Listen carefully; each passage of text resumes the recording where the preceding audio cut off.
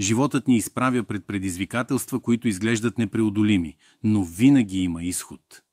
Ето няколко стъпки, които ще ви помогнат да се справите и да се върнете на пътя към успеха. Първи.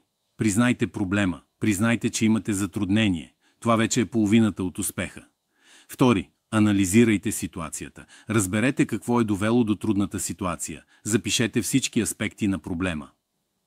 Трети. Поставяне на цели. Поставете си конкретни и постижими цели. Те могат да бъдат както дългосрочни, така и краткосрочни цели.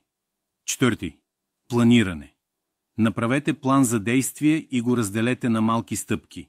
Това ще ви помогне да структурирате действията си и да избегнете хаоса. Пети. Намиране на подкрепа. Не се страхувайте да поискате помощ от близки, приятели или професионалисти. Една външна гледна точка може да бъде много ценна. 6. Работете върху себе си.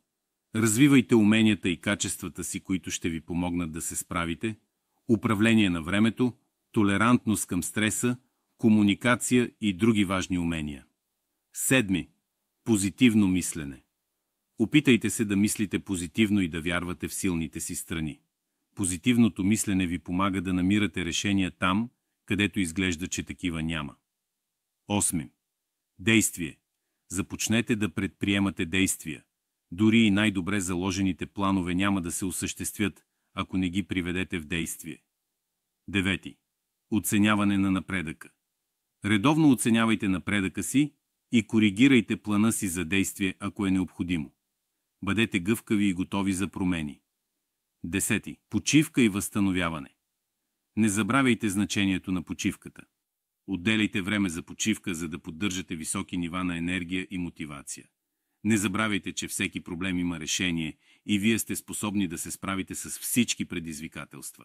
Помислете за това и започнете да действате.